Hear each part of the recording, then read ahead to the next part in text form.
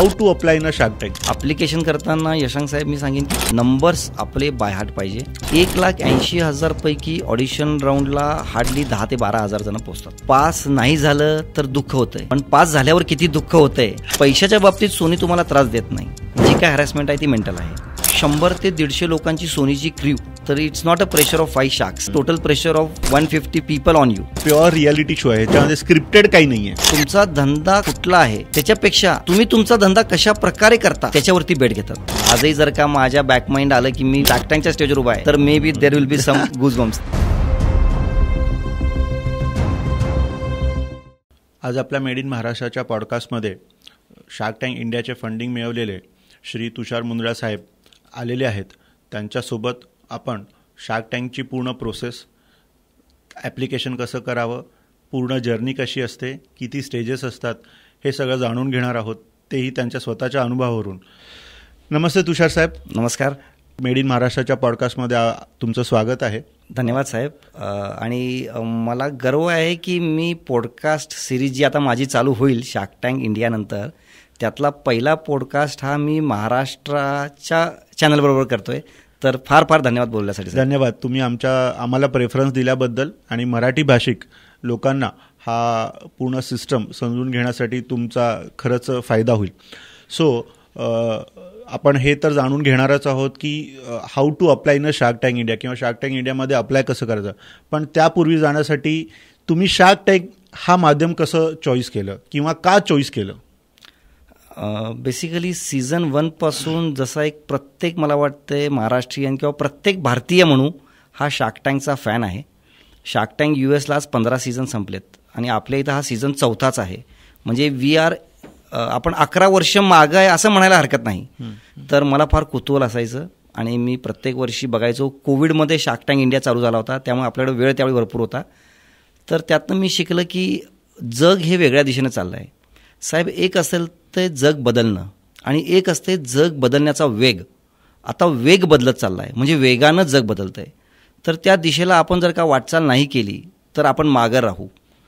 याचाच विचार केला की आपण एकदा शार्क टँकला अप्लाय करून बघूया. रिजेक्शन फेस करायचे तुमचं धाडस असेल तर मग तुम्ही अप्लाय करू शकता. ओके, ठीक आहे. ह्यातलाच एक प्रतिप्रश्न असा आहे की तुम्ही महाराष्ट्रातल्या T3 शहर सांगलीमधून येता, तर खरंच हे धाडस कसं काय तुम्ही जमवलं? हा न्यूनगंड माझ्यातही होता. शार्क टँकला ज्यावेळी पहिला फॉर्म मी अप्लाय करत होतो, हा न्यूनगंड माझ्याही मनात होता की आपण Tier 3 सारख्या छोट्या शहरातनं शार्क टँकसाठी अप्लाय करतोय. कारण शार्क टँक हा नॅशनल लेवलचा मोठा प्लॅटफॉर्म आहे. It is not only about funding. हा फंडिंग प्लॅटफॉर्म नाही आहे. माझं उद्देश त्याच्या मागचं असं होतं साहेब की एक एंटरप्रिन्योरशिपची जर्नी मी ज्या लोकांची बघत होतो ती, आणि फंडिंग बरोबर शिकायला आपलाच बिझनेस कशा प्रकारे शिकता येईल नवीन पद्धतीनं, त्यासाठी अप्लाय करायचं एक धाडस साहेब केलं. ओके, तर मग परत आपला मेन प्रश्नावर या की how to apply in a shark tank, म्हणजे त्याची कुठली ऑफिशियल वेबसाईट आहे, ॲप थ्रूच होतं, कसं होतं हे? शार्क टँक इंडिया हा सोनी टेलिव्हिजनचा एक्सक्लुझिव्ह रायटेड प्रोग्राम आहे. तर दरवर्षी जून, जुलै, ऑगस्टच्या दरम्यान त्यांच्या सोनी लिव्ह या OTT ॲपवरती शार्क टँक इंडियाच्या रजिस्ट्रेशन लिंक ओपन होतात. आणि त्या लिंकच्या माध्यमातून प्रत्येकजण अप्लाय करू शकतो. ओके, तर हे अप्लाय करताना एकतर त्यांच्याकडून नोटिफिकेशन येतं का ऑन एअर, म्हणजे टेलिव्हिजनवर, किंवा आपल्याला सतत बघावं लागतं की लिंक ओपन झाली आहे का, असं काय असतं? नाही, शार्क टँकची जी टीम आहे, creative team, they promote on social media. टेलिव्हिजनवर नाही म्हणणार मी, पण लिंक्डइन आहे, ट्विटर आहे, किंवा सोनी लिव्ह आहे, किंवा इंस्टाग्राम आहे, फेसबुक आहे. इथं प्रत्येक ठिकाणी they try to reach each and every corner. तर आपण थोडं अलर्ट राहिलो तर नक्कीच आपल्याला ते हायलाईट होईल. त्यांच्या सोनी लिव्ह ॲपवरून आपण अप्लाय करू शकतो. अप्लाय करताना कोणते डॉक्युमेंट्सचा सेट लागतो का? बेसिक पहिला तर प्रिलिमिनरी क्वेश्चन विचारले जातात. पहिलं ॲप्लिकेशन हे 3 पानाचं होतं, फार इझी होतं. अच्छा. आणि आता आज इथं बसलो आहे म्हणून सांगतो, मीही अप्लाय करताना फार कॅज्युअली अप्लाय केलं होतं. कारण जो न्यूनगंड तुम्ही पहिला प्रश्न विचारला की इथून तुम्ही धाडस केलं कसं काय, तो प्रश्न मी स्वतःला विचारत होतो की याला करूया का नको. पण समहाऊ आय अप्लाइड. तर एक 3 पेजेसचा छोटा फॉर्म असतो. त्याच्यामध्ये तुमच्या बिझनेसची छोटीशी माहिती, तुम्ही काय करता, कुठल्या इंडस्ट्रीला बिलॉंग करता आणि तुमचा बिझनेस, नेचर ऑफ बिझनेस काय आहे, हा छोटासा फॉर्म असतो सर. अच्छा. सो हा झाला, पण त्याच्यामध्ये बॅलन्स शीट वगैरे घेऊन बसावं लागतं का नाही, की just first preference, common contact details आणि बिझनेस टाईप मेन्शन केलं तरी मोर देन सफिशियंट आहे? नाही, पहिल्या फॉर्ममध्ये सर फार बेसिक आहे की तुमचा ARR म्हणजे अॅन्युअल रन रेट, ज्याला आपण वार्षिक उलाढाल साध्या सोप्या भाषेमध्ये बोलू, तर तुमची वार्षिक उलाढाल किती आहे ती मागच्या 3 वर्षाचे नंबर्स तुम्हाला मागतात. ओके. सो ते ऍप्लिकेशन वेळेस मागच्या 3 वर्षाचे बॅलन्स शीट घेऊन बसलेलं बरं. हो. ओके, ठीक आहे. सो आता हा झाला पहिला प्रोसेस. साधारणतः ऍप्लिकेशन केल्यानंतर कधी एक्सेप्टन्स किंवा रिजेक्शनचा मेल येतो? साहेब म्हणजे माझ्या अनुभवाने सांगेल की मला एक 15-20 दिवसानंतर मी ज्यावेळी अप्लाय केलं तर मला एक मेल शूट झाला माझ्या ईमेलच्या इनबॉक्समध्ये की तुमचं ॲप्लिकेशन मिळालं आणि ते आम्ही शॉर्टलिस्ट केलं आहे आणि ते आम्ही रिव्ह्यू करतोय. ओके. रिव्ह्यू करतोय याचा अर्थ की जे ॲप्लिकेशन्स साहेब यावर्षी सीझन 4मध्ये ऑल इंडियामधून असं ऐकण्यात आलं आहे की 1,80,000 ॲप्लिकेशन्स ऑल इंडियामधून आले होते. सो त्यांची टीम आहे ती रिव्ह्यू करते सर. अच्छा. हां. सो माझा हाच क्वेश्चन होता की जेव्हा ॲप्लिकेशन आपण करतो ते एक्सेप्टन्स आणि रिजेक्शन हे कोण करतं आणि कोणत्या बेसिसवर करतं असं काही तुम्हाला माहिती आहे का? रिजेक्शनचा मेल जनरली येत नाही. मेल येत नाही याचाच अर्थ रिजेक्शन पकडावं. ओके. ज्या माणसाला 15-20 दिवस किंवा 1 महिना, कारण माझ्या मते जूनपासून सप्टेंबरपर्यंत 4 महिन्यामध्ये त्यांना 7 स्टेजेस कंप्लीट करायचे असतात. 7. Okay. 7 stages are there totally. तर मला वाटते 15-20 दिवसाच्या गॅपला त्यांना एक स्टेज कंप्लीट करावी लागते. तर 15-20 दिवसामध्ये एकतर तुम्हाला ॲक्सेप्टन्सचा किंवा रिव्ह्यूचा मेल येतो, अन्यथा तुम्हाला मेल येत नाही याचा अर्थ की आपण तिथपर्यंत पोहोचून पहिली अपयशाची पायरी चढून आलो असं आपण गृहीत धरावं. ठीक आहे. सो आता जसंच म्हणलं की तुम्ही म्हणल्या ऑलमोस्ट 7 स्टेजेस आहेत, तर हे कोणत्या स्टेजेस आहेत? जसं आपण आता डिस्कस केलं की पहिली स्टेज आपली ॲप्लिकेशनची आहे. दुसरी स्टेजमध्ये ते तुमचा एक व्हर्च्युअल इंटरव्ह्यू घेतात. ओके. जो झूमवरती किंवा गुगल मीटवरती सोनीची एक बिझनेस अनालिटिक्सची टीम असते. ओके. क्रिएटिव्ह तर असतातच बरोबर, पण मेजरली हा एक बिझनेस शो असल्यामुळं सोनीची बिझनेस अनालिटिक्सची एक टीम असते. ती तुमची एक गुगल मीट घेते आणि जे तुम्ही ॲप्लिकेशन फॉर्ममध्ये मेन्शन केल्यात गोष्टी त्याच्यावरती एक फार छोटं प्रायमरी डिस्कशन तुमच्याशी करतात आणि तिथं तो गुगल मीट माझ्या मते हार्डली 12-15 मिनटं चालतो. ओके. आणि याच्यामध्ये मग ते म्हणतात की let's see will get back to you. Okay. So म्हणजे मिनी शार्क तर तुम्हाला तिथंच भेटतात असं समजायला हरकत नाही. हा एक छोटासा अनुभव म्हणूया आपण की एक टीजर आपल्याला तिथं बघायला मिळतो की कशा प्रकारचे प्रश्न पडतात. ओके. पण ते तसंच प्रश्न विचारतात का शार्क सारखे का नाही? थोडंसं सॉफ्ट असतं पण प्रश्न तसेच असतात. प्रश्न हे सगळे बिझनेस रिलेटेड असतात. हे बघा, ॲप्लिकेशन करताना यशवंत साहेब मी सांगेन की एक गोष्ट एकदम प्रत्येकाने जो कोण अप्लाय करेल इथून पुढे एक गोष्ट त्याने गाठ बांधावी की नंबर्स आपले बाय हार्ट पाहिजे. बिझनेस आपल्याला आपला इन डीप नॉलेज पाहिजे किंवा आपल्याला बिझनेस नाही आपल्या इंडस्ट्रीचं पण इन डीप नॉलेज पाहिजे किंवा पहिल्या राऊंडपासून ते चालू होत आहे. ओके. म्हणजे काय म्हणतात त्याला आपण bombarding is starts from interview round itself. Okay. Okay. Okay. So हे झालं फर्स्ट स्टेज झाली, सेकंड झाली, थर्ड काय असते? आता सपोज चलो गुगल मीट झाली, त्याच्यानंतर अगेन ॲज यू सेड की 10-15 दिवसानंतर परत एक मेल येत असणार. गुगल मीट झाल्यावरती मग त्यांनी तुम्हाला म्हणतात की तुम्ही तुमचा 3 मिनिटाचा एक पिच व्हिडिओ करून पाठवा. अच्छा. की जसं आपण बघितलं असेल की शार्क टँकमध्ये जो कंटेस्टंट येतो किंवा जो फाउंडर येतो तो आल्या 2 ते 3 मिनिटांमध्ये शॉर्ट्समध्ये आपल्या बिझनेसची एक छोटीशी माहिती देतो. तर तसा एक होम मेड व्हिडिओ. ओके. आणि स्पेसिफिकली होम मेड. अच्छा. हां. व्हिडिओ त्यांनी मागवतात. It should be very raw. तो एक व्हिडिओ त्यांनी आमच्याकडनं मागवला की त्याच्यामध्ये मला वाटते की त्यांनी तुमचं कम्युनिकेशन स्किल होपफुली चेक करत असतील, हा माझा एक अंदाज आहे. तो एक व्हिडिओ मागवतात. ही स्टेज 3 आहे. दे अगेन रिव्ह्यू एव्हरीथिंग आणि मग तुमचा पुढचा मेल येतो सरळ ऑडिशन राऊंडचा. डायरेक्ट ऑडिशन राऊंडचा. ओके. ओके. साधारणतः अगेन 15-20 दिवस. 15-20 दिवस. ओके. सो ऑडिशनमध्ये अगेन मेल आला की चलो you are short listed for audition round. So audition म्हणजे शॉर्टलिस्ट झालं याचाच अर्थ की तुम्ही 100% ऑन एअर जाणार आहे का अजूनही त्याच्यामध्ये काही स्टेजेस आहेत? नाही, ऑडिशन राऊंड साहेब म्हणजे मी जे यावर्षी फाउंडर्स किंवा जी लोक मला भेटली शार्क टँकमध्ये असताना 1,80,000 पैकी ऑडिशन राऊंडला हार्डली 10,000 ते 12,000 जण पोचतात. ओके. सो अजूनही म्हणजे 90% म्हणजे ऑडिशन राऊंड पर्यंत 10-12 तरी लोक आहेत कॉम्पिटिशन मध्ये तुमच्या. हो हो हो ऑफकोर्स. ओहो. ओके. आणि ऑडिशन राऊंडला जर का आपण थोडंसं डिस्क्राईब करायचं म्हटलं तर it is a mini version of shark tank. अच्छा. तिथं तुम्हाला मुंबईला सेम लाईक जे आपण टेलिव्हिजनला बघतो तशा प्रकारचं तुम्हाला तुमचा एक प्रोडक्ट डिस्प्ले घेऊन जायचं आहे. एक छोटीशी रिक्वेस्ट माझी सोनीला असेल तुमच्या पॉडकास्टच्या माध्यमातून की प्रत्येक गोष्टीमध्ये Sony television I hope they have lots of workload, पण टाइम फ्रेम फार कमी देतात. म्हणजे 8 तारखेला मिळत होतो की तुम्हाला 10 तारखेला सकाळी मुंबईला ऑडिशन राऊंडला पोहोचायचं with your product display.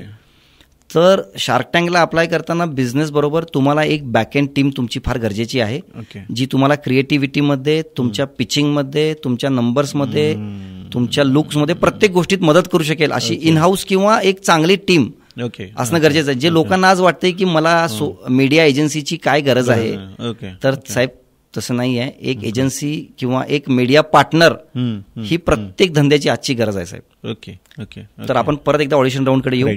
Audition राऊंडला क्वालिफाईड चार्टर्ड अकाउंटंट्स, CFOs काही कंपनीचे किंवा FMCG कंपनीमध्ये किंवा AI इंडस्ट्रीमध्ये. आता ऑडिशन राऊंडमध्ये पण काय असतात, तिथं सपोज माझं ऑडिशन हॉटेल ऑर्चिड मुंबईला होतं, तर तिथं टोटल 4 हॉल होते ऑडिशन्सचे. अशा प्रकारचे ऑडिशन इंडियामध्ये 4 लोकेशनला चालतात.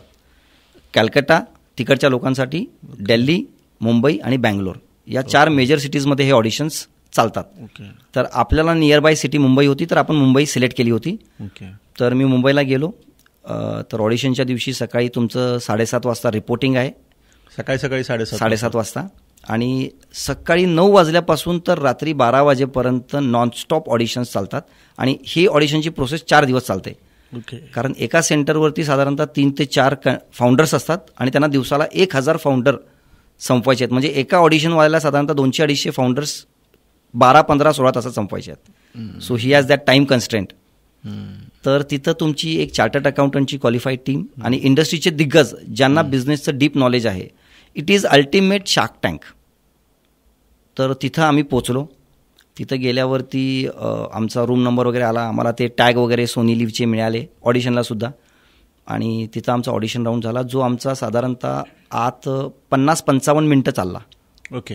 आणि सेम जे क्वेश्चन्स आपण टेलिव्हिजनवर बघतो तसंच एक बंबार्डिंग आज चालू होतं. ओके. सो परत आता म्हणून की एक एक्स्ट्रा अनदर लेवलचे परत शार्क तुम्हाला भेटले.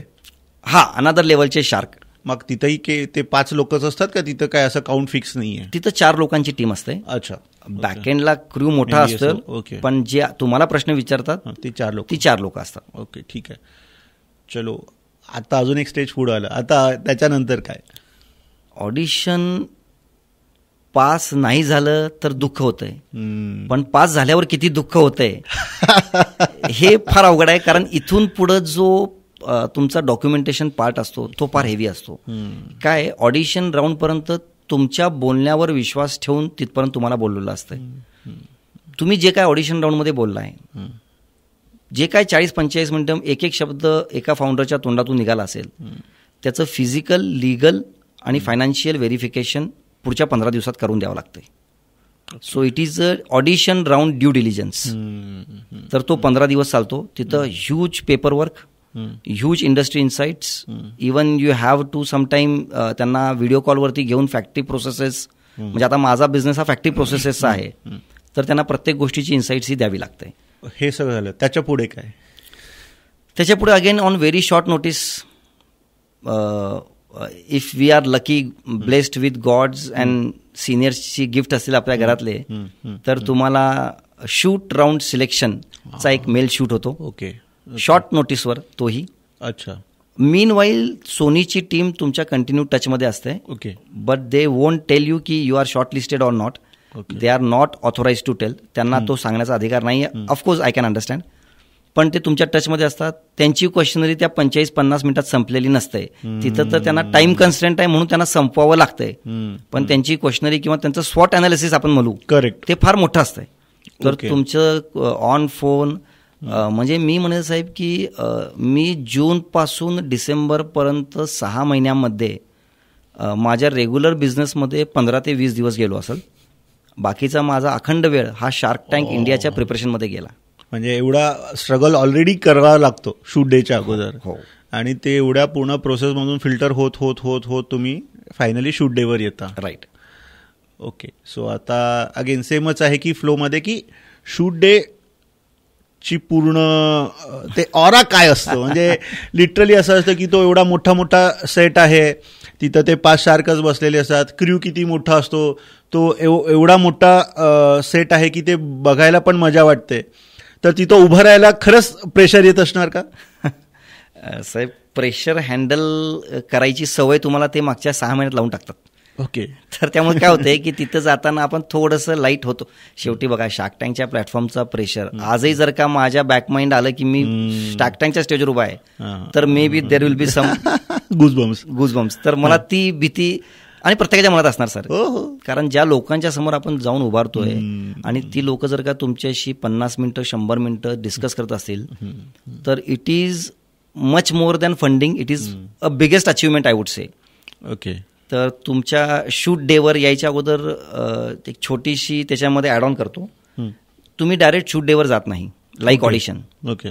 समजा तुमचा शूट 5 तारखेला एक्झाम्पल, तर तुम्हाला 2 तारखेला मुंबईमध्ये हॉटेलमध्ये रिपोर्टिंग करावं लागतंय. Okay.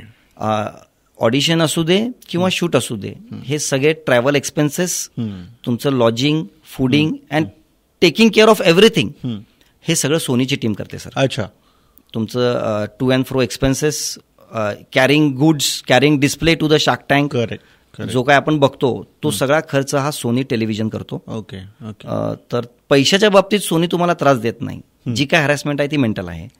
I would say it's not mental, mentally prepare करण्यासाठी आहे. करेक्ट. तर सपोज आपण 2 तारखेला ज्यावेळी हॉटेलला पोहोचतो, they make you very relax. चांगल्या 5 स्टार प्रॉपर्टीज असतात आणि आपल्याबरोबर आपल्यासारखे विभिन्न भागातनं आलेले फाउंडर्स असतात. ॲट अ टाइम एक 40-50 जणांची बॅच असते. जे 150-200 जण शॉर्टलिस्ट झाले त्यांना ते छोट्या छोट्या बॅचेसमध्ये डिवाइड करतात. ओके. तर आम्ही ज्यावेळी पोहोचलो तर आमच्याबरोबर दिल्ली, बेंगलुरू, केरला, ओरिसा, बंगाल इकडून लोकं आली होती. तर ज्यावेळी तुम्ही या लोकांच्या बरोबर 4-5 दिवस असताय, तर भरपूर शिकण्यासारखं आहे. म्हणजे आपण जे म्हणतोय ना की नेटवर्किंगचं काय पॉवर आहे, तर तेही एक शार्क टँक ॲडव्हान्टेज तुम्हाला देत आहे. ओके. पोचल्यावरती संध्याकाळी हायटीच्या वेळी शार्क टँकची सगळ्यात अगोदर एक क्रिएटिव्ह टीम तुमच्या हायटीला पोचते तुमच्याबरोबर, and they have high tea with you. अच्छा. 5-5:30 वाजता हायटी संपली की ते त्यांची एक 15-16 जणांची टीम असते मोठी. ते प्रत्येक फाउंडरला घेऊन एका कॉर्नरमध्ये ते हॉटेल पूर्ण ॲक्वायर शार्क टँकने केलेलं असते. ओके. एव्हरीथिंग. सो कंटेस्टंट किंवा फाउंडर्स सोडून किंवा सोनीची टीम सोडून तिथं जनरली कोण ऑक्युपाय होत नाही.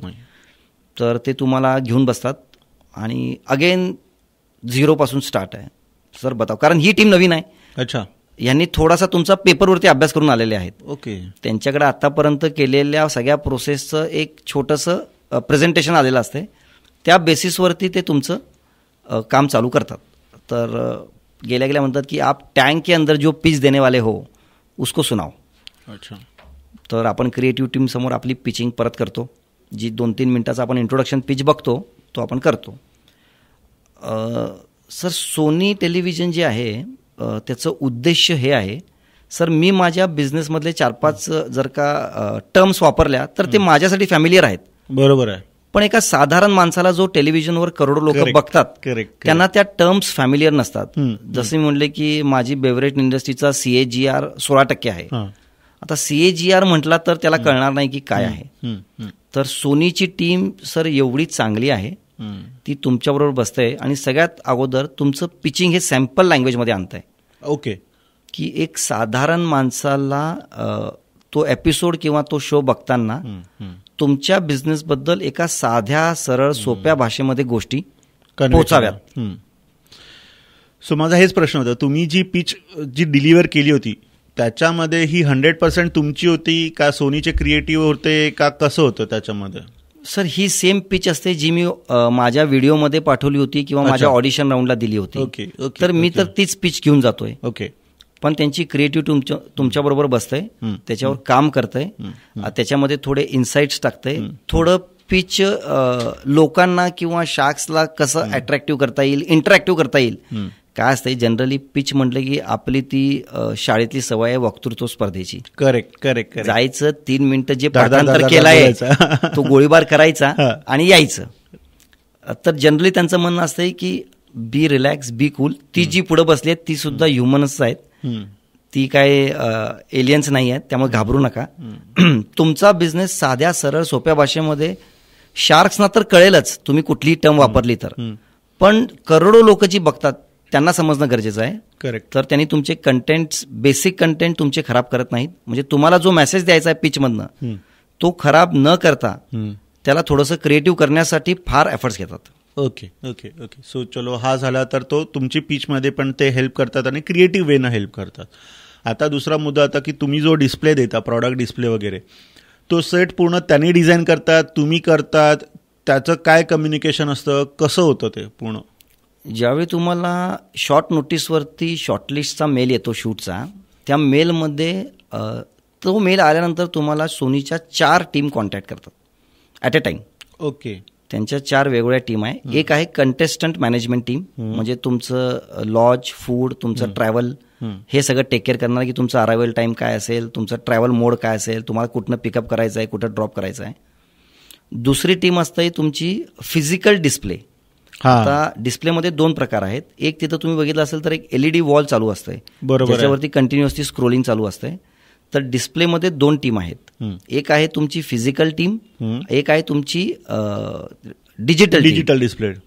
तर त्या दोन्ही टीम तुम्हाला कॉन्टॅक्ट करतात आणि त्यांचे स्पेसिफिक पिक्सल्स, सायझेस एवढं स्पेसिफिक आहे की मला वाटतं माझ्या टीमनी 100 वेळा रिवाईज केलं असेल. म्हणजे का टीम पाहिजे, का मीडिया, सोशल मीडिया पाहिजे. म्हणजे आपण आज रील व्हायरल करताना किंवा रील पोस्ट करताना या छोट्या गोष्टी विचार करत नाही की त्याचा अँगल्स, पिक्सल्स काय आहेत. करेक्ट. तर त्या 2 टीम तुमच्या कंटिन्यू टचमध्ये येतात. आणि चौथी आणि मोस्ट इम्पॉर्टंट टीम आहे ती म्हणजे सोनीची बिझनेस अनालिटिक्स टीम. ती तुमच्या कॉन्टॅक्टमध्ये येते त्यावेळी. ही टीम मेजरली ऑडिशन राऊंडमध्ये जी लोक असतात त्यांची लेअर 2 ची टीम असते, जी तुम्हाला फोनवरती कम्युनिकेट करते. तर तुमचा मेल जो असतो त्यातले बिझनेस ईमेल कमी आणि शार्क टँकचे मेलचं प्रमाण वाढतंय, कारण प्रत्येक अर्ध्या तासाला त्यांची मेलवरती वेगळी रिक्वायरमेंट आहे. Right from selecting costume, right from selecting colours. It's not that what you are wearing you can wear there. त्यांनी आपल्याला त्यांना 4 ते 6 कलर्स पाठवावे लागतात. त्या कलर्सपैकी त्यांनी कलर्स तुम्हाला सिलेक्ट करून देतात की हा कलर ठीक आहे. डोज अँड डोंट्स ज्याला आपण म्हणतो, असा त्यांचा कॉस्ट्युममध्ये सुद्धा मेल असतो आपल्याला. ओके. तर आय एम थँकफुल की माझ्याकडे जी मीडियाची टीम होती ती फक्त मीडिया रिलेटेड नव्हती. त्यांनी माझं बॅकएंड पूर्णच सांभाळलं, right from designing a costume to everything. Correct.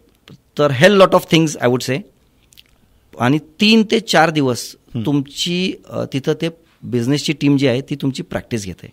Okay. जो आपण सेट बघतोय टीव्हीला तसाच एक डमी सेट किंवा छोटा सेट, तेवढी झगमाघाट त्याला नसेल, पलीकडे असतो. ओके. आत स्टुडिओमध्ये तुम्ही ज्यावेळी जाता तिथं पलीकडे एक छोटासा तसाच एक सेट असतो. त्या सेटमध्ये तुम्हाला दुसऱ्या दिवशी घेऊन जातात. टँकमध्ये घेऊन जात नाहीत, पॅरलल सेटवरती घेऊन जातात. करेक्ट. आणि मग तिथं वॉकिंगची प्रॅक्टिस घेतात, तुमची बोलण्याची प्रॅक्टिस घेतात. म्हणजे आय वुड से की सर, फाउंडर करून आत कसल्याही प्रकारची गडबड होऊ नये याची पूर्ण काळजी आत पाठवायच्या अगोदर ही सोनीची टीम पूर्णपणे घेते सर. आणि हॅट्स ऑफ टू देम, कारण रोज रात्री 12 वाजतात त्यांना पॅकअप करायला आणि सकाळी 8 वाजेपासून शूट परत चालू होतात. ओके. तर day and night they are working. तर फार वेगळा अनुभव होता याच्यामध्ये सुद्धा. तर ते चांगलं प्रिपेअर करून घेतात सर तुमच्याकडनं. ओके. चलो, तर हा झाला पूर्ण प्रवास सगळ्या बॅकएंडला वगैरे वगैरे सगळा झाला. आता अजून एक बेसिक असा क्वेश्चन आहे की तुम्ही शार्क निवडता का? एक छोटा क्वेश्चन येतो सर या सगळ्या मेल प्रोसेसमध्ये. ज्यावेळी तुम्ही शॉर्टलिस्ट होता तर एक मला फोन आलेला आठवतो की who is your favourite shark. Okay. I won't say की तो चूजसाठी असेल, तर तो प्रश्न मला वाटतं त्यांनी प्रत्येक फाउंडरला विचारत असतील की तुमचा फेवरेट शार्क कोण आहे. मलाही विचारला होता, मीही त्याचं उत्तर दिलं होतं त्यावेळी. पण याचा अर्थ असा नाही की तो फेवरेट शार्क तुमच्या पॅनलमध्ये असेलच. Okay. Just for their reference may be they are asking. Okay. पण आता सेमच की मग तुम्हाला जो विचारला होता शार्क तो त्या पिचमध्ये होता का? होता ना तो त्या पॅनलमध्ये.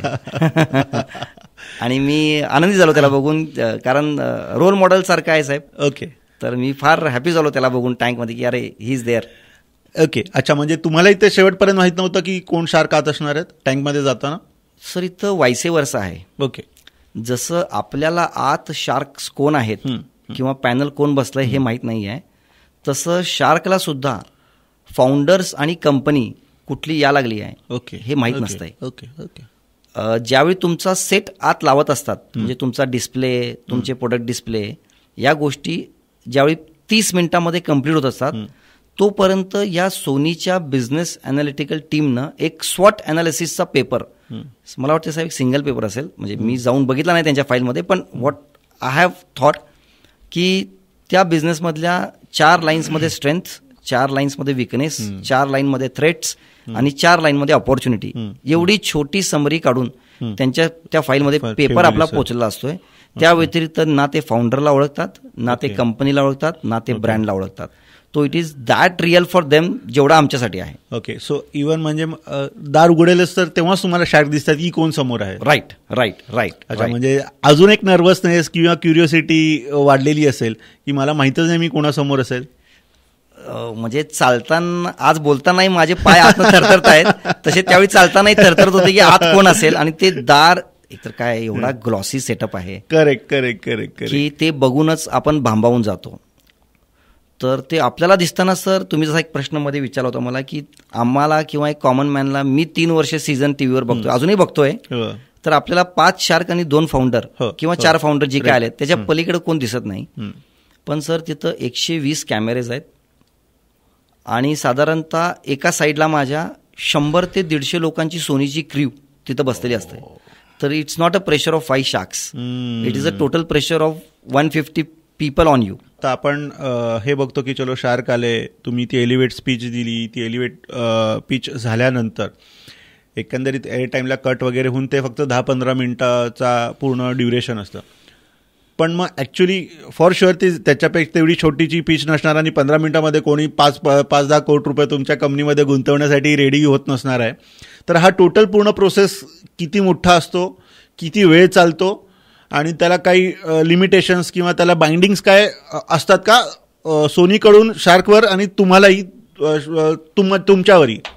ॲक्च्युली याच्याबद्दल काय आहे की आम्हाला तर टाईम बाइंडिंगचं काय गायडन्स या अखंड प्रोसेसमध्ये काय दिलेलं नसतंय. आणि ते सिंपल म्हणतात कि अंदर जाने के बाद जो 2 मिनट बोलना है वही हम आपके साथ काम कर सकते हैं. अगले 2 मिनट आप अंदर रहोगे या 200 मिनट रहोगे, वो सब कुछ आपके हवाले है. वो वतन तुम्हारे हवाले साथियों, असं काम आहे. तर मला काय वाटत नाही की आत काय टाइम बाउंडिंग असतील किंवा काय आहे. तर आत गेल्यावरती जसं तुम्ही म्हटला की माझा जसा एपिसोड एक 23 मिनिटं एअर झाला, ॲज आय सॉ 23 मिनिटं तो टेलिव्हिजन एअर झाला, पण आम्ही आत 100 मिनिटं होतो. तर त्याच्यातलं एडिट होऊन जो पार्ट लोकांना एज्युकेट करण्यासाठी गरजेचा आहे, म्हणजे सर फंडिंग हा दुय्यम आहे की मला काय मिळालं, राईट, तो तर माझी जर्नी झाली. पण सोनीचं त्याच्या मागे अजून एक उद्देश असतंय किंवा ज्या उद्देशासाठी आपण पॉडकास्ट करतोय, मी म्हणेन की एज्युकेट अ कॉमन पीपल. आणि आज तुम्ही बघितलं ना सर, तर लहर आहे, लहर एंटरप्रेन्युअरशिपची एक लहर आहे. करेक्ट. कल्चर बदललंय मागच्या 4 वर्षांमध्ये. जेनझी किंवा जुने उद्योजक, आज मी वयाच्या 40ला येऊन शार्क टँकला जातोय. So it's all up to because culture बदलतंय. करेक्ट. तर ॲज यू सेड की तुमच्या प्रश्न येतो की आत किती वेळ चालतंय, कसं होतंय, तर त्याला थोडंसं इलॉबरेट करतो मी. सर आम्ही आत 100 मिनिटं होतो आणि त्यांचे प्रश्न संपत नाहीत.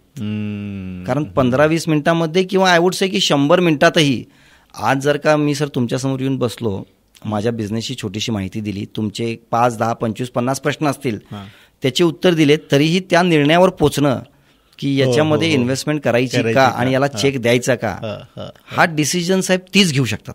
म्हणजे हे नक्कीच प्युअर रियालिटी शो आहे, ह्याच्यामध्ये स्क्रिप्टेड काही नाही आहे. पहिली 2 मिनिटं जाऊन जो आपण आपला बिझनेसचा आणि स्वतःचा इंट्रो देतो, तोच फक्त तुम्ही पाठ करू शकता. बाकी तुम्हाला तुमचा बिझनेस, तुमची इंडस्ट्री आणि तुमचं नॉलेज हेच पाठ करायचं आहे. ह्याच्यानंतरचा पुढचा प्रश्न असा आहे की 100 मिनिटं हा जो पूर्ण चालला किंवा हे बघतो आपण टीव्हीमध्ये बघतो की शार्क एकामेकांशी फाईट करतात, म्हणजे एकामेकांचं बोलणं कापतात वगैरे, असा तुमचा काय अनुभव आहे का? तुमच्या वेळेस असं काही झालं का? हो, 2 ते 3 वेळा झालं. अच्छा अच्छा.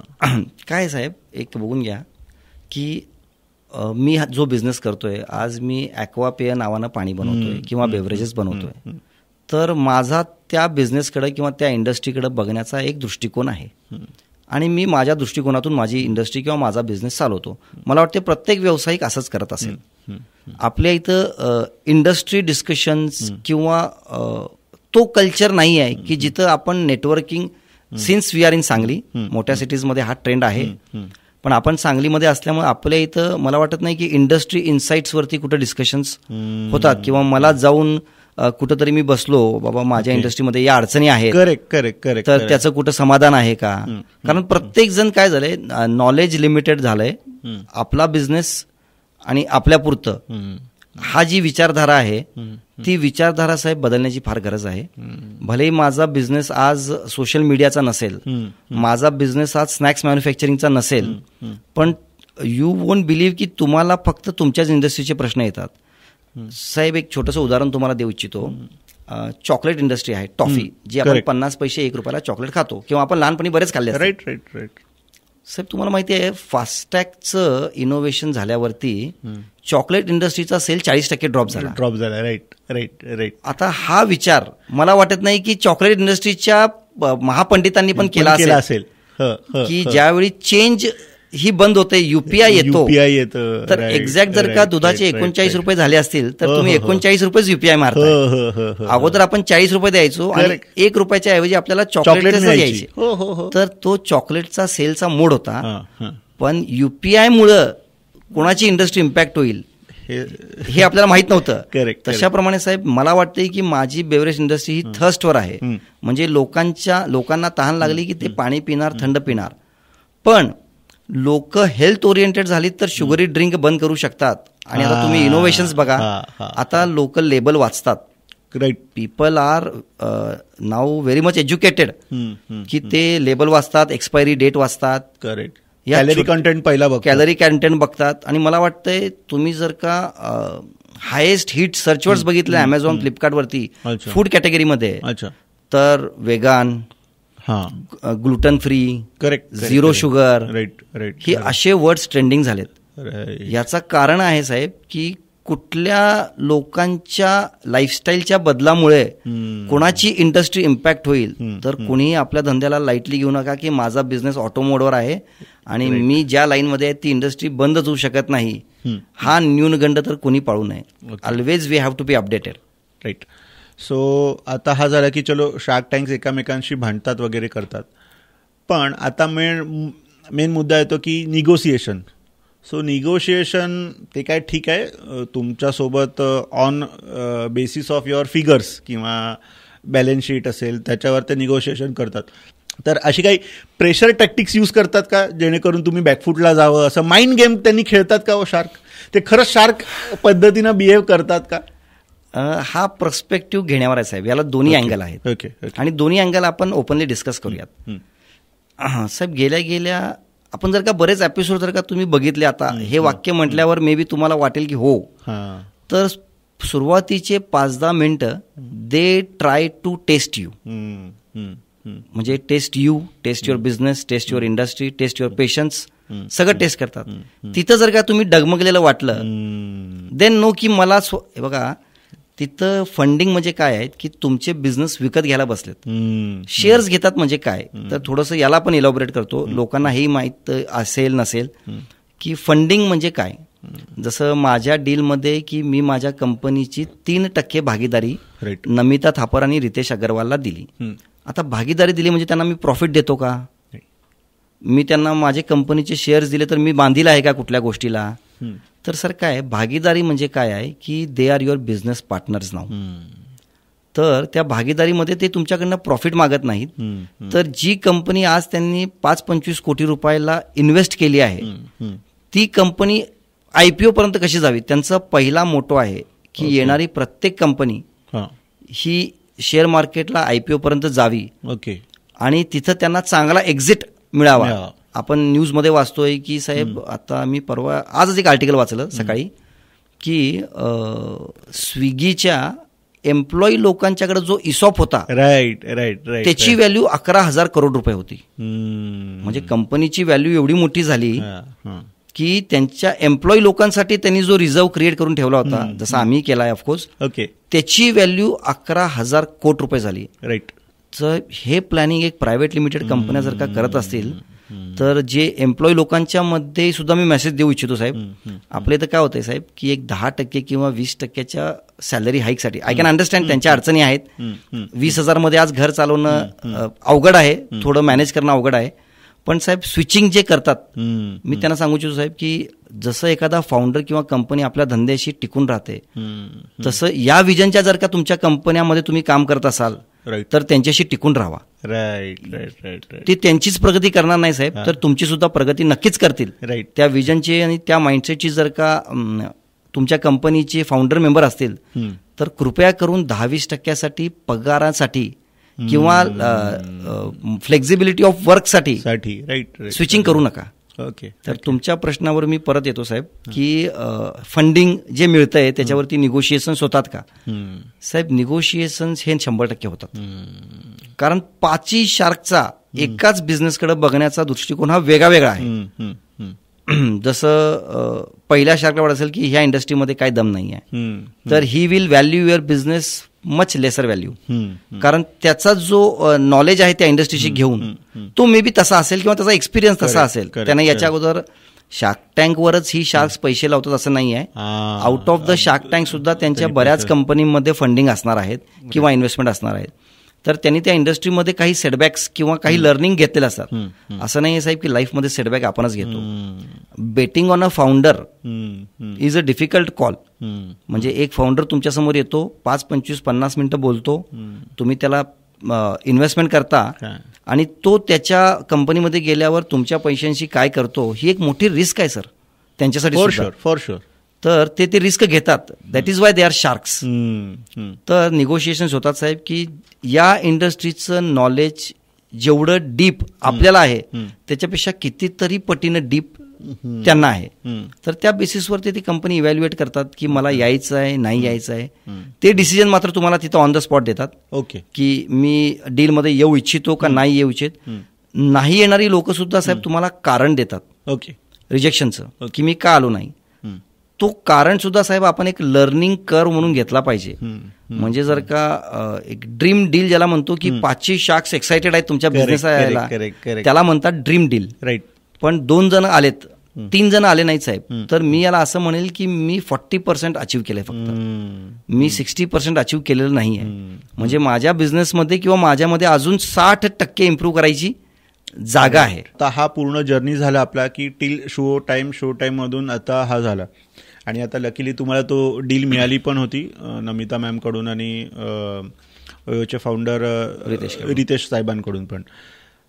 आता अगेन आता हा एक्सपिरियन्स मे बी परत फार कमी लोकांकडे असेल की फंडिंग डील डन झाल्यानंतर काय होतं, तुमच्या हातात चेक दिला होता तो दुसऱ्या दिवशी बँकेत टाकू शकता का तुम्ही?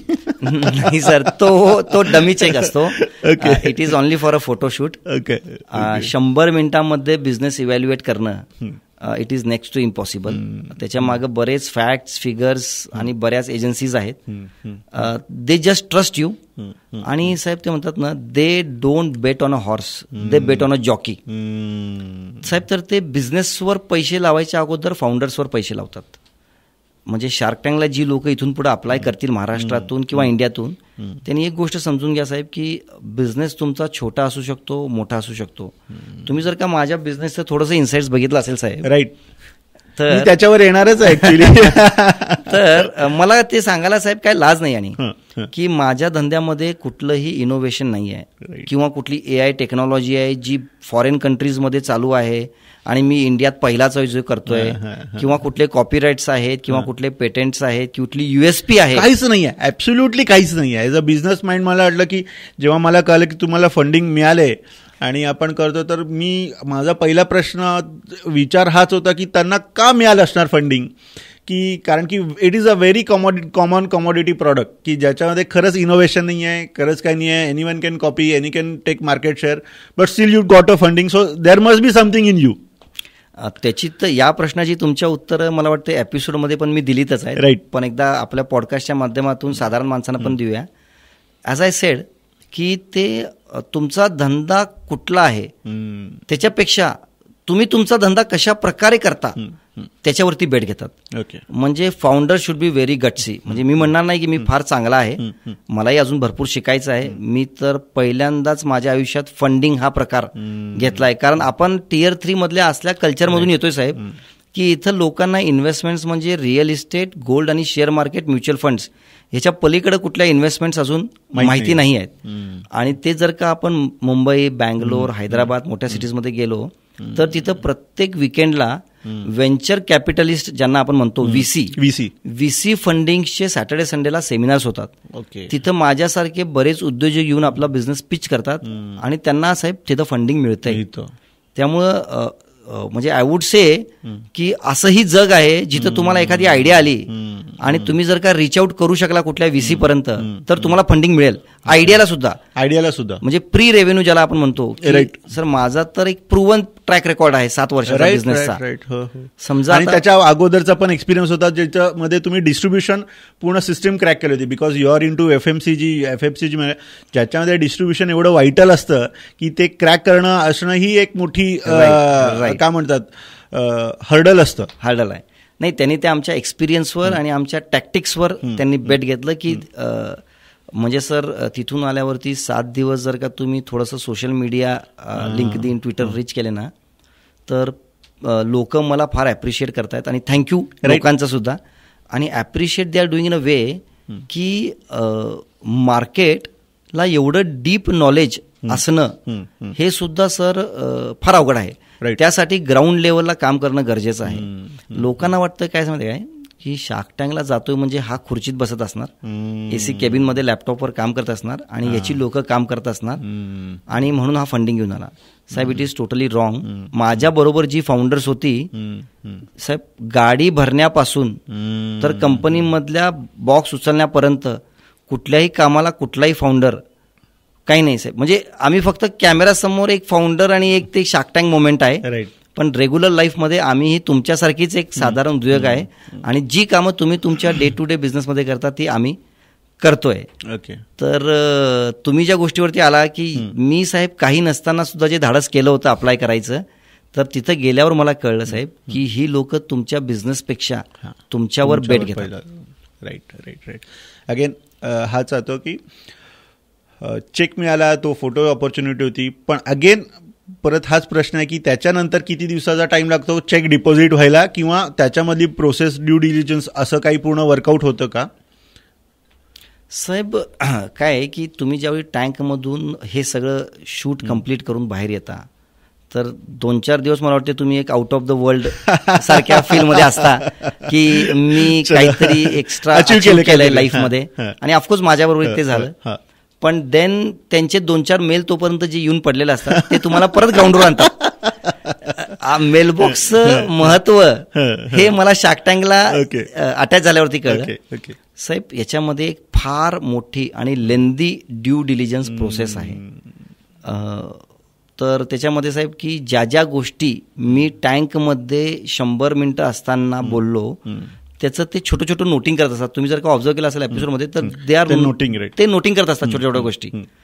तर जे काही त्यांनी नोटिंग केलेलं असते त्यांची टीम त्याचं व्हेरिफिकेशन मागते. त्यांची इंडिव्हिज्युअल टीम आता सोनीची असते का शार्कची इंडिव्हिज्युअल टीम? सोनीचा रोल हा याच्यानंतरही थोडा आहे, कारण यानंतर तुम्ही कुठल्या पॉडकास्टला जाताय, तिथं काय बोलताय याच्यावर सोनी तुम्हाला गाईडलाईन्स द्यायचा प्रयत्न करताय. पण ते सेट की you try to be fair. जे तुमच्या बरोबर झालंय ते सांगा, कारण बरेच एपिसोड्स किंवा शूट्स तुम्हीही बघितले असतील. तर साहेब मी म्हणेल की साहेब शार्क टँक मधून समजा 100 लोकांनी चेक घेतला असेल तर त्याच्यामधले 75% लोकांना ऍक्च्युअल मनी अकाउंटमध्ये रिअलाइज होत नाही. आता म्हणजे याचा अर्थ असा नाहीये की शार्क खोटं बोलतात. याचा अर्थ असा आहे सर की फाउंडर्स लोक टँकमध्ये जाऊन TRP घेण्यासाठी एक मार्केटिंग प्लॅटफॉर्म म्हणून यूज करण्यासाठी त्यांना वाटते की आज काहीतरी करून इथं डील क्रॅक करूया, म्हणजे आपला एपिसोड एअर होईल म्हणून अनरिलेटेड नंबर्स सांगतात, म्हणजे प्रॉफिटेबिलिटी चुकीची सांगतात, रेव्हेन्यू चुकीचा सांगतात, किंवा इंडस्ट्री इन्साइट्स चुकीचे सांगतात. त्या सगळ्या गोष्टी ज्यावेळी ड्यू डिलिजन्सला चालू होतात त्यावेळी आम्हाला कळतंय की बोलताना किती विचार करून बोलावं. सर माझं शूट साधारणतः सप्टेंबरमध्ये, म्हणजे I was on a day 1 of shark tank India season 4. अच्छा. माझं डे 1 ला शूट संपलाय, पण सोनीच्या लिगल प्रिव्हसी पॉलिसीमुळं मी ती गोष्ट 4 महिने माझ्या पोटात ठेवली सांगत करत असताना सुद्धा. म्हणजे माझे फार क्लोज फ्रेंड्स आणि फॅमिलीज असेल की ज्यांना माहिती आहे, पण you cannot post anything on social media, you cannot write anything on social media, की दॅट किंवा तुम्ही 4 महिने कुठल्या फंडला सुद्धा अप्रोच करू नये अशा त्यांच्या गाईडलाईन्सचा एक पार्ट आहे. आणि विच इज ट्रू, कारण जेवढी मेहनत ती लोक तुमच्यावरती घ्या लागलेत त्या हिशोबाने आपण त्यांना डिवचायचं, म्हणजे त्यांनी सगळं शिकवायचं आणि तो बिझनेस घेऊन आपण बाहेर फंडिंग घ्यायचं, हे चुकीचं आहे. कारण होतंय काय जनरली साहेब, की शार्क टँक नंतर तुम्हाला एक फेम मिळतो. बरेच फंड्स, बरेच VCs तुम्हाला डायरेक्ट अप्रोच करतात, तुमचा मेलबॉक्स आता थांबत नाही. ओके. सो शार्क टँकच्या बाहेरून पण आता तुम्हाला कॉल्स किंवा मेल्स यायला सुरू झाले की आम्ही we are interested to fund in your company. Lots of mails, भरपूर आहेत. इव्हन दुबई बेस्ड फंड्स आहेत, फॉरेन कंट्रीज मधनं फंड्स आहेत. म्हणजे आमच्या इंडस्ट्रीशी रिलेटेड जी फंड्स काम करतात, मला वाटते बरेच मेल्स, आणि आमची टीम आहे जी आता त्याला सॉर्टिंग किंवा शॉर्टलिस्टिंग करायचं काम चालू आहे. साहेब एक आहे की पैसा घेणं सोपं आहे, त्या पैशाचा युटिलायझेशन जर का आपण नाही केलं तर we are cheating with the investor. तर आमच्या मनात अजूनही आहे की ज्या ज्यावेळी आम्हाला गरज पडेल की आम्हाला इथं फंड्स पाहिजेत किंवा आम्हाला इथं काहीतरी कनेक्शन्स पाहिजेत, त्यावेळी आम्ही राऊंड रेज करू, अजून फंड्स लागले तर उचलू, अजून कॅपेक्सला होऊ. तर शार्क टँक नंतर जो ड्यू डिलिजन्स चालू होतो साहेब, तो प्रायमरी चालू होतो तुमच्या मागच्या 5 वर्षाच्या फायनान्शियल्सवरनं. सिन्स माझा बिझनेस जुना होता म्हणून नवीन लोकांचं ड्यू डिलिजन्स थोडं कमी असेल. ज्यांचा बिझनेस जेवढा जुना त्यांचं ड्यू डिलिजन्स तेवढं मोठं. ज्यांचा 2 वर्ष जुना बिझनेस असेल त्यांचा ड्यू डिलिजन्स सेम 2 वर्षाचा असेल. तर माझ्यासाठी ते 5 वर्ष जुनं चालू झालं. त्यांनी माझे मागचे 4-5 वर्षाचे फायनान्शियल्स मागवले. मग प्रत्येक इच अँड एव्हरी गोष्ट, मग तुमच्या झूम मीटिंग, गुगल मीटिंग परत सुरू होतात. एक ड्यू डिलिजन्सला आता नमिता किंवा रितेश या लोकांनी सुद्धा एका थर्ड पार्टीला हे ड्यू डिलिजन्स दिलेलं असते सर. त्याची फीज आपण बेअर करायची असते. अच्छा. हा, ड्यू डिलिजन्सची जी पूर्ण फी आहे ती आपण बेअर करायची असते. कारण त्यांनाही त्यांच्या ऑफिसमधनं इन्फ्लुएन्स होऊन कुठला फाउंडर नको आहे आत. मे बी असं असू शकेल साहेब की आपल्या इथलं कोणतरी एमक्युअर फार्मामध्ये काम करत असेल किंवा ओयो मध्ये काम करत असेल. राईट. तर ते इन्फ्लुएन्स करू शकतो मे बी, किंवा मॅन्युप्युलेट करू शकतो. करेक्ट. तर त्यांना तीही रिस्क घ्यायची नाहीये. त्यामुळे ते थर्ड पार्टीला देतात, ज्या पार्टीला आपण पूर्णपणे स्ट्रेंजर असतो. आता ही थर्ड पार्टी म्हणजे परत शून्यातनं सुरुवात. त्यांनी तुमचा डे 1 पासूनची जर्नी पूर्ण चालू करतात. तर भरपूर पेपरवर्क. आणि माझ्या बिझनेसमध्ये तर काय होतं साहेब की बऱ्याच एजन्सीज इन्व्हॉल्ड आहेत. Agencies in the sense government agencies. Like मला BIS मॅन्डेटरी आहे, मला FSSI मॅन्डेटरी आहे, मला ग्राउंड वॉटर परमिशन मॅन्डेटरी आहे, मला MSEBचे पोल्युशनचे रूल्स मॅन्डेटरी आहेत. तर ह्यांचे सगळ्यांचे डिपार्टमेंटचे सुद्धा माझे फुलफिलमेंट टाइमली किंवा कधी मला ब्लॅक मार्किंग झालंय का आतापर्यंत हे सुद्धा चेक करतात. पण गॉड ग्रेस की साहेब, म्हणजे मी कंपनी शार्क टँकसाठी काढलीच नव्हती. पण माझं एक होतं की जो प्रोडक्ट माझ्या कंपनीतून कुठलाही एक ह्युमन बिईंग पितोय त्याची हेल्थ आणि हायजीन ही माझी जबाबदारी आहे. तर मी त्या गोष्टीची अगोदरपासून डे 1 पासून काळजी घेत होतो.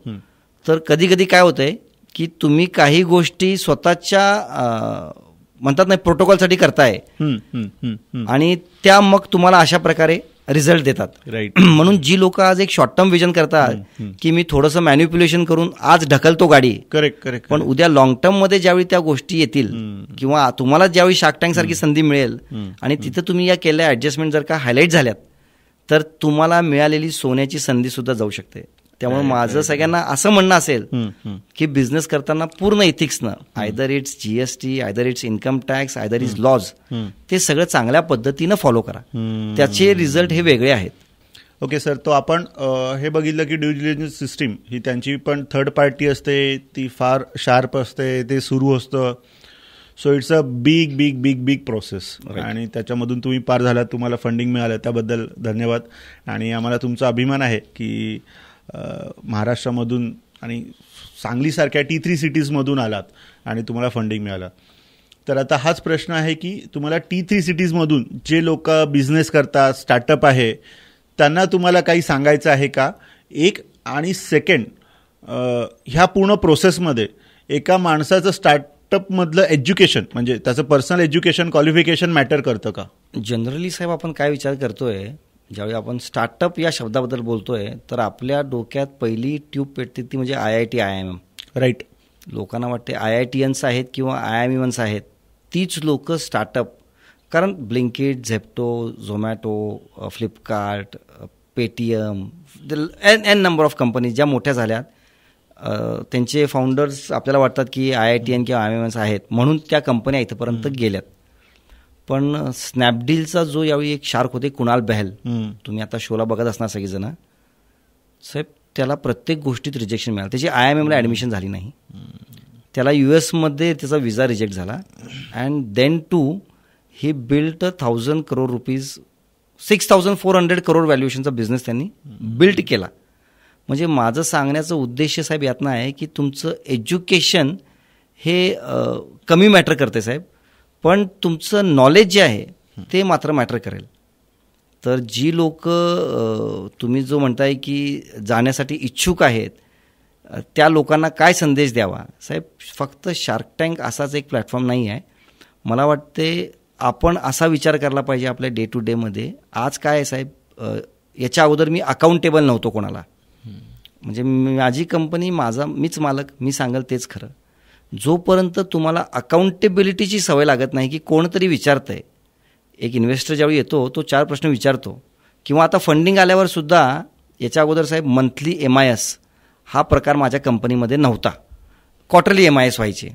MIS म्हणजे माझी सिस्टीम किंवा माझा एक ओव्हरव्ह्यू बिझनेसचा, तो मी क्वार्टरली रिव्ह्यू करायचो. पण आता सिन्स देअर आर इन्व्हेस्टर्स ज्यांनी पैसे टाकलेले आहेत त्यांना रिपोर्टिंगसाठी मला मंथली MIS पाठवावा लागतो. म्हणजे असं नाही आहे साहेब की जर्नी तुमची संपली. यानंतर साहेब ज्या शार्क्सनी आपल्याकडे इन्व्हेस्टमेंट केली, मी माझा एक वैयक्तिक अनुभव सांगतो की नमितानी आम्हाला घरी लंचला बोलवलं होतं. या सगळ्या दरम्यान नमितानी आम्हाला घरी लंचला बोलवलं.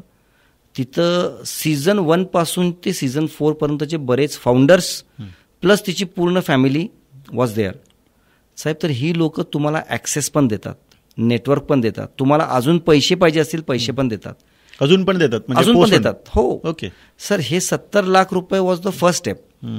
आज जर का मला वाटलं की मला बिझनेसमध्ये आता कपॅसिटी एक्सपान्शन करायला 3 कोटी रुपये 5 कोटी रुपये लावायचे आहे, तर माझ्याकडे 2 पर्याय आहेत. एक आपली ट्रेडिशन पद्धत की आपण बँकेतनं डेट घ्यायची, कंपनीज लावायच्या आणि चालवायच्या. किंवा तुम्हाला जर का इन्व्हेस्टर त्यांचा अँगल आणि त्यांचे कनेक्शन्स पाहिजे असतील, पण तेही चूज करताना you have to be very selective. जसं मी तुम्हाला म्हटलं की मला बरेच मेल्स आलेत. मी जर का पैशाची हाव केली तर पैसे भरपूर येतील, पण मी जर का चुकीच्या माणसाचे पैसे कंपनीमध्ये आणले तर माझी कंपनी चुकीच्या डिरेक्शनला जाईल. त्यामुळे सिलेक्शन हे फार महत्त्वाचं आहे. तिथं तुम्हाला चॉईस नाही आहे सिलेक्ट करायची. शार्क टँकमध्ये of course they all are best, म्हणजे त्यांनी सिलेक्ट करून बेस्ट आणलेले आहेत. त्यामुळे तिथं तुम्हाला विचार करायची गरज नाही आय वुड से. पण इथून पुढे इन्व्हेस्टमेंट घेताना दीज शार्क्स ज्यांनी फंडिंग दिलं आहे किंवा ज्यांनी तुम्हाला रिजेक्ट केलं आहे, आजसुद्धा पियुष बन्सल किंवा अमन गुप्ताला you can access, you can contact them, you can have word with them. त्यांना त्यांच्याशी रिलेटेड तुमची कुठली गोष्ट अडकली असेल तर तुम्ही त्यांचं मेंटॉरशिप किंवा त्यांचं कनेक्शन्स नेटवर्क वापरू शकता. आणि सब्जेक्ट टू बी की आपण हंगर पाहिजे, आपल्यामध्ये जिद्द आणि तो पॅशन पाहिजे, भूक पाहिजे. भूक असेल साहेब 2 वेळा नाही म्हणणार, 3 वेळा नाही म्हणणार. नाही म्हणण्यामध्ये काही अडचण नाही आहे. म्हणजे नो पचवायची सवय आपल्याला जर का लागली देन डेफिनेटली उठून पुढची जी जर्नी आहे ती सर वेगळी होऊ शकते. ओके. सो आता ह्या पूर्ण प्रोसेसमध्ये अजून एक कॉमन माणसाचा प्रश्न होतो, हे होतं की बऱ्याचशा ज्यांना लोकांना फंडिंग मिळत नाही ते बरेचसे लोक दुसऱ्या पॉडकास्टमध्ये जातात, सोशल मीडियावर येतात आणि काही गोष्टी क्लेम करतात की असं झालं नाही तसं झालं नाही. ह्या पूर्ण प्रोसेसमध्ये किती तथ्य आहे एक, आणि सेकंड आजकाल तर असं पण ऐकायला आलं की शो टाईम म्हणजे जे तुम्ही म्हणता की तिथं जाण्यापूर्वी अंडर टेबल लोक तिथली सोनीची लोक पैसे खातात का? नाही साहेब, मी तर जसं तुम्हाला सांगितलं की एक ड्यू डिलिजन्सचा एक्सपेन्स जर का सोडला तर कुठलाही एक्सपेन्स या अखंड प्रोसेसमधला सगळा सोनी बेअर करते. आणि तिथली टीम साहेब म्हणजे they are up to that position की तुम्ही त्यांना काय पैसे देणार आणि काय करणार. तर ह्या सगळ्या चुकीच्या गोष्टी आहेत साहेब, अजिबात चुकीच्या गोष्टी आहेत. आणि तुमचा जो पहिला प्रश्न आहे की बरेच फाउंडर्स येऊन पॉडकास्टवरती क्लेम करतात की मला सांगितलं होतं खरं पैसे दिले नाही. साहेब त्याला 2 कारणं आहेत. पहिली गोष्ट, काही फाउंडर्स हे फक्त मार्केटिंग प्लॅटफॉर्म म्हणून शार्क टँकवर जातात. आपल्या प्रोडक्टचं नॅशनल लेवल प्लॅटफॉर्मला ब्रँडिंग मिळालं की तिथून बाहेर येतात आणि दुसऱ्या व्हीसीजना किंवा दुसऱ्या फंड हाऊसेसना कॉन्टॅक्ट करून शार्क टँकपेक्षा चांगला व्हॅल्युएशन मिळतंय म्हणून तिथं डील घेऊन टाकतात आणि ह्यांना रिप्लाय करत नाहीत मेलवरती. जी तुम्हाला ड्यू डिलिजन्सची टीम कॉन्टॅक्ट करत राहते कंटिन्यू, त्यांना रिप्लाय करत नाहीत आणि मग बाहेर येऊन सांगतात की आम्हाला डील दिली नाही. आयडियली तसं नाही आहे. आणि दुसरा अँगल त्यातला, जसं मी सांगितलं मगाशी, लोक टँकच्या आत जाऊन खोटं बोलतात, चुकीचा रेव्हेन्यू सांगतात, चुकीचं प्रॉफिट सांगतात किंवा चुकीच्या इंडस्ट्रीबद्दल माहिती इन्साईट सांगतात की माझी इंडस्ट्री, जसं तुम्ही ऐकता एक जनरल असतं की टॅम म्हणजे मार्केट साईज किती मोठं, मार्केट साईज किती मोठा आहे. तर तिथं आपण सांगतो बाबा, जसं माझी एक पाण्याची इंडस्ट्री, तर मी म्हणतो साहेब आजच्या घडीला माझी इंडस्ट्री ही 33,000 करोड रुपयाची आहे. ह्या आकडा कुठून आला याचं ऑथेंटिकेशन मलाच माहिती आहे, मी कुठं वाचलं आहे. पण जर का मी चुकीचं सांगितलं असेल आणि त्यांना त्यांच्या डिलिजन्स प्रोसेसमध्ये सापडले की ही इंडस्ट्री फक्त 5,000 करोडचीच आहे, मग ह्याला व्हॅल्युएशन चुकीचं गेलं आहे असा त्याचा अर्थ होतो. म्हणजे तुम्ही जर का जेवढं खरं बोलाल, जर का तुम्ही शार्क टँक किंवा कुठल्याही इन्व्हेस्टरकडं, इनफॅक्ट बँकेकडे जाताना सुद्धा जर का तुम्ही खोटं बोलला तर पैसे देत नाहीत. तोच प्रकार आहे साहेब. त्यामुळे हे जी बाहेर येऊन फाउंडर्स म्हणतात हे साफ खोटं आहे, असं काही नाही आहे. आणि माझ्या केसमध्ये मला पहिल्यापासूनच सवय आहे बी क्लिअर अँड क्लिस्टर, तर ती मला फ्रुटफुल झाली. कारण मला टँकच्या आत पाठांतरातलं काही बोलायचंच नव्हतं. जे खरं फॅक्ट आहे धंद्याचे तेच सांगायचे होते, तेच मी एपिसोडमध्ये सांगितले आणि त्याच गोष्टी मला पेपरवर्कमध्ये कंप्लीट करायच्या होतात. त्यामुळे माझी प्रोसेस फार सिंपल होती सर. ओके. सो आता ह्याच्यामध्ये काही स्कॅम होण्याच्या शक्यता आहेत का? म्हणजे फॉल्स मेल येणं सोनीकडून किंवा असं काही तुम्हाला मेल आलेत का की आम्ही सोनी टेलिव्हिजन आहे, एवढे पैसे भरा आणि असं करू, असं तुम्हाला काही स्कॅमचा एक्सपिरियन्स आलाय? नाही, मला तर वैयक्तिक आला नाही. पण काय होतंय, शार्क टँक नंतर people start searching you on Google. जसा एपिसोड एअर होतो तर पीपल गुगलला जाऊन ॲक्वापिया सर्च करतील, तुषार मुंदडा सर्च करतील, रवी मुंदडा सर्च करतील, जे आमचे भाऊ आमच्याबरोबर शार्क टँकला होते, तर ते गुगलमध्ये सर्च करतात. आणि साहेब जो स्कॅमचा प्रमाण वाढला आहे त्याच्यामध्ये मलाही बरेच कॉल स्पॅम नंबर्सवरनं येतात. पण आज फोन टेक्नॉलॉजी एवढा पुढे गेल्यात, पण सोनीकडून किंवा स्पेसिफिक शार्क टँककडून फोन करतोय आणि तुम्हाला हे करायला पाहिजे ते करायला पाहिजे असे काही कॉल्स येत नाहीत. कारण सोनीवाले फोनवर कम्युनिकेशन कमी करतात, मेलवरती कम्युनिकेशन करतात. त्यामुळे ते एक ऑथेंटिकेशन तुम्हाला मिळते आणि त्यांनी एक ऑफिशियल मेल आयडी जो मेंटेन ठेवला आहे डे 1 पासून, त्याच मेल आयडीवरनं सगळी कम्युनिकेशन चालतंय. सर अजून एक क्युरिओसिटीवाला क्वेश्चन असा आहे की असं कधी झालंय का किंवा असं होतंय का की शूट झालंय पण तो एपिसोड ऑन एअर गेला नाही किंवा त्या शार्कची त्या फाउंडरची पिच ऑनलाईन गेली नाही किंवा दाखवली गेली नाही, असं काही आहे? असं होतंय का? काय होतंय सर. अच्छा. आणि हा प्रश्न फार चांगला विचारला, कारण याच्या प्रश्नामध्ये बऱ्याच गोष्टी दडलेल्या आहेत. जसं मी अगोदर म्हटलो की या सीझन 4ला 1,80,000 ॲप्लिकेशन्स आले होते आणि त्याच्यापैकी माझ्या ऐकण्यानुसार काहीतरी 180 किंवा 160 जणांचंच शूट झालं आहे. तर त्यांच्यापैकी एअर कोणाचं होणार सर? तर मी तुम्हाला सांगू इच्छितो की एअर कोणाचं होणार हे सोनी टेलिव्हिजन, जसं मी तुम्हाला म्हटलं की सगळ्या गोष्टी त्यांनी एकदम शॉर्ट नोटीसवर देतात. तर ज्या दिवशी माझा एपिसोड एअर होणार होता रात्री, त्या दिवशी दुपारी 12 वाजता मला माझी रील मिळाली की ही रील तुम्ही आता प्रमोट करा की तुम्ही आज रात्री टी व्हीवरती दिसणार आहे आणि तुमची कंपनी येणार आहे. त्यामुळं ह्या गोष्टी की किती जण एअर होतील तो पूर्ण वैयक्तिक कॉल हा सोनी टेलिव्हिजनचा आहे की त्यांना कुठल्या रील व्हायरल करायच्या आहेत किंवा कुठले एपिसोड एअर करायचे आहेत, तो पूर्ण कॉल सोनीचा आहे. ते राईटचे ॲग्रीमेंट्स आपल्याकडनं अगोदरच त्यांनी साईन करून घेतलेले असतात. ओके. पण फंडिंगवाले तर सगळे होत असणार, पण रिजेक्शनवाल्यांना मे बी फिल्टरेशन होत असणार का फंडिंगवाले पण ऑन एअर जात नसेल? आता काय आहे साहेब की ऑन एअर आले नाहीत, खरं फंडिंग मिळालं असला तर कुठला इन्सिडेंट मी आजपर्यंत ऐकला नाही. पण त्या न्यूनगंडामध्ये राहू नये की फंडिंग मिळालंय. साहेब सोनीनं यावेळी अग्रीमेंट्समध्ये काही क्लॉजेस टाकलेले आहेत. फंडिंग मिळालं सपोज मला, जसं माझं शूट सप्टेंबरला झालं तर माझ्याकडं भरपूर टाईम होता मध्ये 4 महिने, कारण सप्टेंबरमध्ये जरी शूटिंग चालू झालं असलं तर शूटिंग संपलंय 15 डिसेंबरला आणि एपिसोड चालू झालेत 6 तारखेपासून. पण ज्याचं शूट 15 डिसेंबरला संपलं असेल त्याच्यासाठी काय, त्याच्याकडे टाइम फ्रेम कमी होता. तर सोनीने यावेळी अग्रीमेंटमध्ये क्लॉज टाकला होता. आय होप की तुम्ही जर का बाहेर VC फंडला वगैरे केला तर एपिसोड फंडिंग मिळाल्यानंतर सुद्धा एअर करायचा का नाही तो पूर्ण अधिकार सोनीचा असेल. आणि आय थिंक ते राईट आहेत त्या केसमध्ये. सगळा जो काय एक्सपिरियन्स आपल्याला द्यायचा होता तो त्यांनी दिला आणि त्यानंतर तुम्ही त्यांना डिच करताय तर एपिसोड तुमचा काय एअर करावा त्यांनी. ओके. पण सर याच्यामध्ये एक छोटंसं वाढवतो मी, सीझन 1, 2, 3 मध्ये जे एपिसोड एअर झाले नाहीत ते युट्यूबला नंतर unseen pictures on shark tank म्हणून कधी जर का तुम्ही युट्यूबला सर्च केला तर ते नंतर अपलोड करतात. ओके. म्हणजे असं नाही आहे की तुमचं टेलिव्हिजन एअर होत नाही, ठीक आहे तो फेम किंवा ते एअर होत नाही, पण नंतर काही कालावधीनंतर ते सोशल मीडियावरती त्यांनी केलेले सगळे एफर्ट्स पुट करायचा पूर्ण प्रयत्न करतात सर. ओके.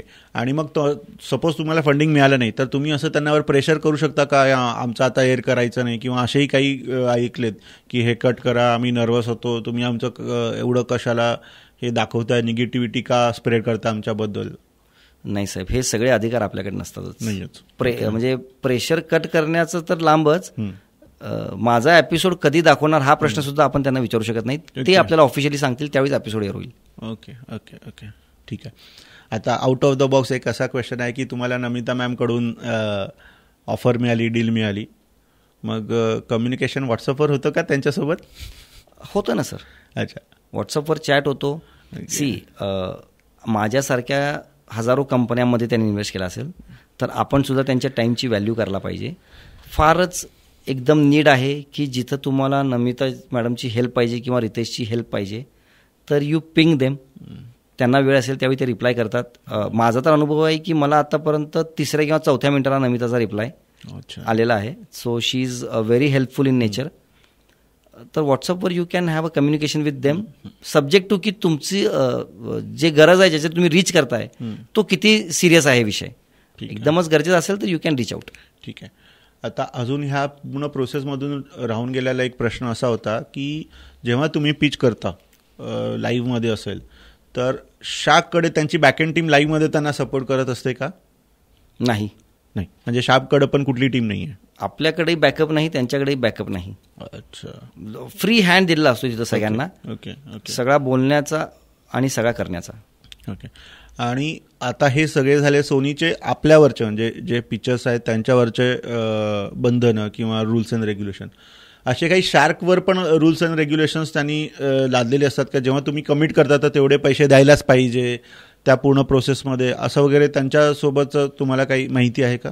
नाही साहेब, याबद्दल मला काय अशी माहिती नाही आहे की शार्क्सवरती काही प्रेशर टेलिव्हिजनचं असेल किंवा नाही. कारण शार्क्स ज्या हिशोबाने मी बघतोय तिथं, मी शार्क टँकचं माझं शूट झाल्यानंतर सुद्धा परत एकदा डिसेंबरमध्ये माझ्या कामानं मुंबईला गेलो होतो. त्यावेळी सीझन 4चं शूटिंग चालू होतं. तर I went outside the studio आणि मी त्यांना एक मेसेज दिला की मी त्या दिवशी रितेशला भेटू शकलो नाही गडबडीमध्ये. कारण काय ते संपल्यानंतर तुम्ही बघताय तर तिथे ते ॲको इन्शुरन्स किंवा पोकरबाजीचं तुमचं एक छोटंसं शूट होतंय आणि माझं शूट चालू झालं होतं रात्री 9ला, संपलं 11ला. तर बाहेर आल्यावर हे पोकरबाजी आणि ॲको इन्शुरन्स करोस तर 12 वाजले आणि तोपर्यंत रितेश निघून गेले होते. तर मी तिथं रीच झालो आणि मी त्यांना म्हटलं की जस्ट रितेशला एक मेसेज पोस्ट करा की ॲक्वापेचे फाउंडर आलेत, भेटू इच्छितात. They call you in the vanity आणि भेटतात आणि बोलतात. Okay. So you can reach out them. एका बिझनेसनं तुमच्या मताप्रमाणे कधी शार्क टँकला अप्लाय केलं पाहिजे, त्याचे कुठल्या लेवलपर्यंत त्याचा बिझनेस पोहोचून त्याचे किती फंडामेंटल्स क्लिअर असल्यानंतर त्यानं अप्लाय केलं पाहिजे, असं तुम्हाला काय वाटतं? याच्यामध्ये 2 पार्ट करावे लागतील आपल्याला. बिझनेससाठी शार्क टँकचे काही स्टँडर्ड्स नाही आहेत की तुमचा प्री रेव्हेन्यू बिझनेस म्हणजे आयडियासुद्धा जर तुम्हाला आली असेल आणि ती आयडिया जर का तुम्ही 7 स्टेजेस क्रॉस करून पोहोचू शकला तर यू कॅन रीच देअर. तर आयडिया असण्यापासून 100 वर्ष 200 वर्ष जुना बिझनेससुद्धा तुम्ही शार्क टँकला घेऊन जाऊ शकताय. तर त्याबद्दल काही शार्क टँकचे ऑब्लिगेशन्स नाही आहेत. पण कधी करावं जर का वैयक्तिक विचारलं तर साहेब, ज्यावेळी founder is mentally ready to tackle everything, to answer everything, आणि ज्यावेळी त्याला वाटते की आता माझ्याकडं ते नॉलेज आहे की मी आन्सरेबल आहे आणि मी करू शकतो, त्यावेळी त्यांना म्हणजे मेंटली प्रिपेअर आणि पूर्ण प्रिपेअर होऊन जावं साहेब. हा मेंटल झाला.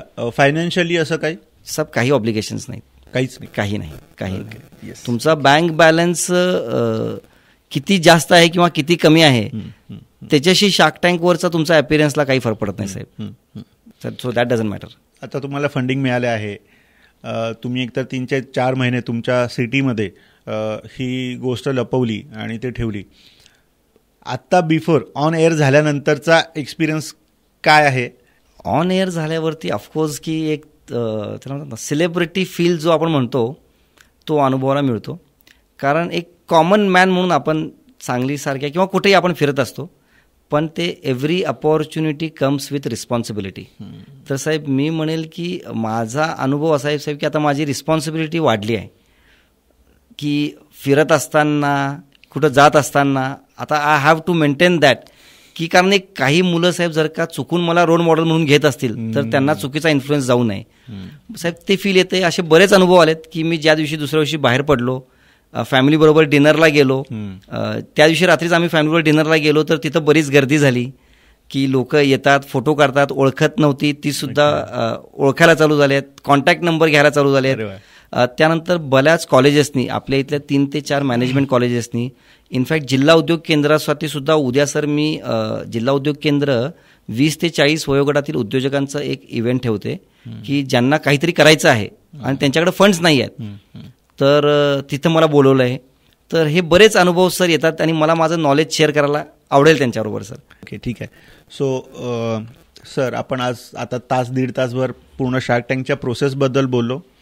ह्या पूर्ण प्रोसेसमध्ये तुमच्या ब्रँडबद्दल एकदाही काही क्वेश्चन विचारले नाहीत, तरी तुम्ही आम्हाला पूर्ण प्रोसेस आणि हे एक्सप्लेन केलं त्याबद्दल धन्यवाद. नक्कीच मला वाटेल की आपल्या महाराष्ट्रामधून मराठी भाषिक जे लोक आहेत, स्पेशली तुमचा बॅकग्राऊंड T3 सिटीचा होता, त्यांना तुमच्यामुळे बरंचसं बूस्टिंग मिळेल. त्यांनी शार्क टँक जरी आपण एक बेंचमार्क म्हणू तसं नाही झालं तरी बिझनेसमध्ये तुमचे आदर्श घेऊन किंवा तुमचा एक्सपिरियन्स घेऊन ते पुढं जातील असं होप करूया. आमच्या स्टुडिओमध्ये आल्याबद्दल धन्यवाद. थँक्यू. माझ्याही काही सदिच्छा आहेत. आज आपण शार्क टँकला घेऊन पहिला पॉडकास्ट करतोय, पण याच्यातनं इन्स्पायर होऊन असे बरेच पॉडकास्टची एक शार्क टँक पॉडकास्ट सिरीज या स्टुडिओमध्ये व्हावी इथून पुढे, हे आमच्या सदिच्छा आहेत तुम्हाला. थँक्यू.